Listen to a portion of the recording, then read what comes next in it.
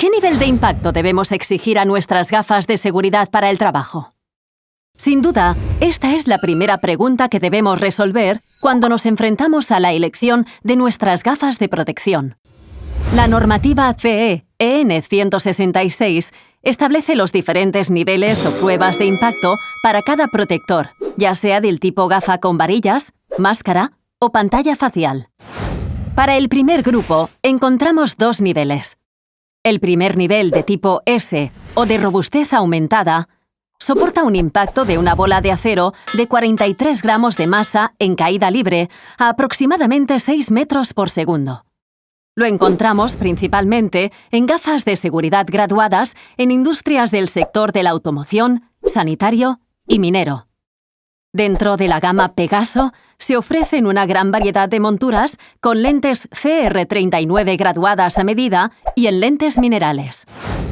El segundo nivel, llamado F o de partículas a alta velocidad, soporta un impacto de un proyectil más pequeño, 0,86 gramos, pero lanzado a mucha más potencia, alcanzando la velocidad de hasta 45 metros por segundo.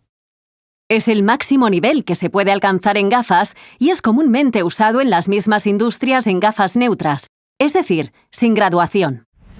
Dentro de la gama Pegaso se ofrece en prácticamente la totalidad de los modelos de neutro, ya sea contra impacto incoloro o con filtro solar, ultravioleta o soldadura. También lo encontramos en graduado con lentes de policarbonato a medida.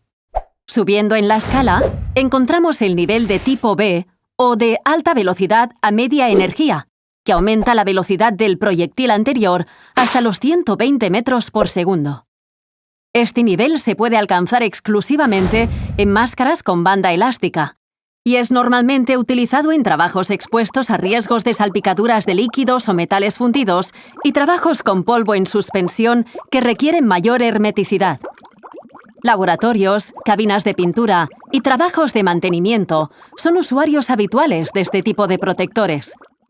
Dentro de la gama Pegaso encontramos este nivel en los modelos XL, EOS y Lite. Por último, tenemos el nivel de tipo A o de alta velocidad a alta energía, que garantiza la resistencia a la velocidad de impacto de 190 metros por segundo y solo se aplica a pantallas faciales mayormente utilizadas para cubrir riesgos eléctricos y de vapores.